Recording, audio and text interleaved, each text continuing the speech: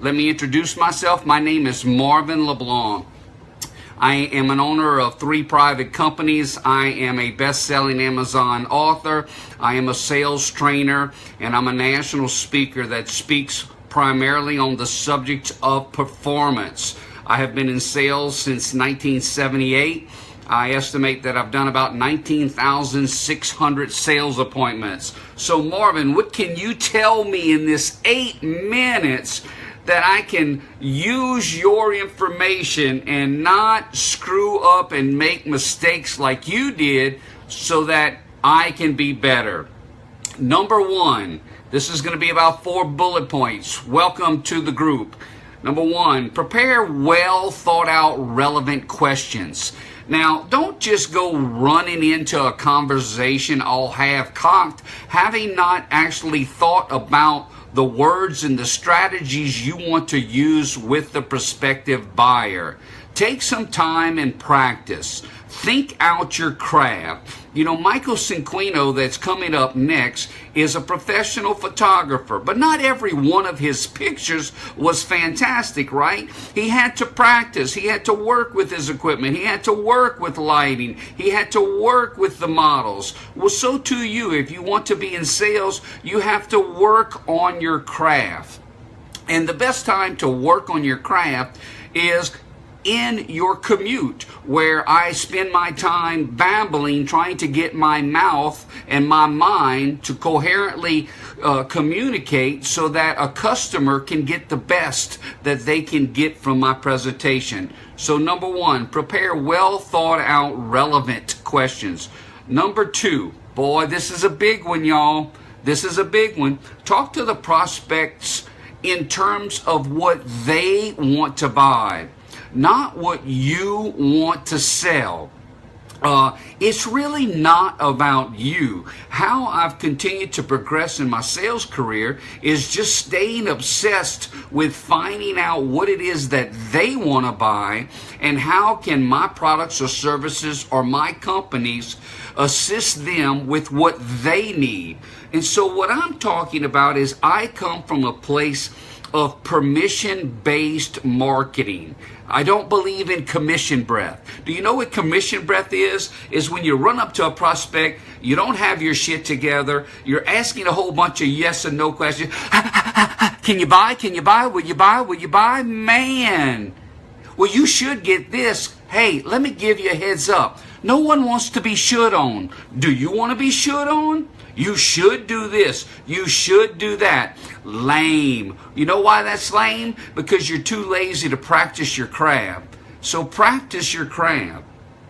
The other thing that I got down here is breathe. Take a breath and analyze the prospect in front of you and analyze their rhythm. Well, what do you mean, Marvin? Well, if the person is high energy and talks really fast, you're going to have to get that rhythm. You're going to have to pick up that presentation. If they're fast talkers and they're dominant people and you're just going to be slow and you're just taking your time, there's just no way that you're going to be able to rock with those people, okay? So analyze where they're coming from. Hey, Stephanie Renner, I love you and your mom. I love you and your mom. And Bam is in the room. My goodness, are we getting superstars coming all over the place. So number 1, prepare well thought out relevant questions. Number 2, talk to the prospects in terms of what they want to buy, not what you want to sell. Number 3, take a breath, find out their rhythm, chill out. And boy, this is good stuff. I hope you're ready for this. This is worth it for you replay viewers. There's 4 questions that you need to ask. And you don't ask them rapid fire. You ask a question, you shut up, you listen with your eyes, listen with your heart. And so if I'm talking to Mr. Prospect and we're getting into a sales conversation, Mr. Prospect, what is it that you have? That is a really interesting, simple question. What is it you have? It's an open-ended question. No, yes, and no. Yes and no questions don't give you as the salesperson enough information to continue forward in the conversation in a meaningful way. So what do you have? And so they share with you what do they have. Then we go to the second question. Very comfortably. Well, Mr. Prospect, what is it that you like about that program? That is what's called a curveball question, because hardly any time in my sales process, I've never heard anybody else ask me, well, Marvin, what do you currently like about your current financial plan? What do you like about your current personal development plan? What do you like about the people that you teach how to speak in front of audiences of 1,000? Okay, nobody's ever asked me, well, what do I like? Imagine that. Okay, Katya was just talking about it. She doesn't like those pushy people, all that commission breath on top of her face. Well, if they would have just asked, what does she currently have and what does she like, she's not going to be offended. She's not going to be offended at all. She's going to be responsive. And so what we're doing with these 4 questions is we're finding out if this prospect is actually qualified to work with us. Now, it's not just you peddling product. You want to make sure it's a good fit, because if it's not a good fit, you're not going to get good referrals. And without referrals, you can't sustain your business from one month to the next. So we go on to maybe a third question.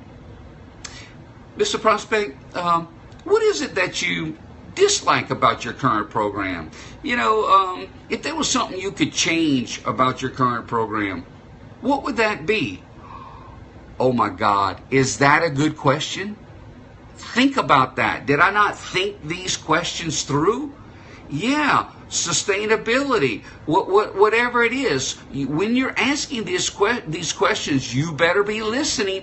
Why should you be listening? Okay, 2 minutes. The reason you should be listening is when you solve their problem, you better include all of the elements of the things that were important to them. Otherwise, you don't deserve to earn their business. So you see Michael Cinquino there. If you're not following him, please pull him up.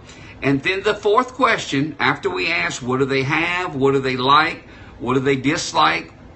Number 4, Mr. Prospect, what do you want? If there was something that you would do differently with your program, what would you want that to look like? And they tell you. See, what you're going to do is formulate that proposal, that sales of those products based on their information. Not you saying you want to buy, you want to buy, you want to buy. So my time is coming to a close. I want you to realize that if you come here and you like the content, you can go to perry10k.com/Marvin and see if you can get in a part of this group, be a part of this group, be a part of our mastermind, and grow your business. Also, you can always go to Marvin LeBlanc.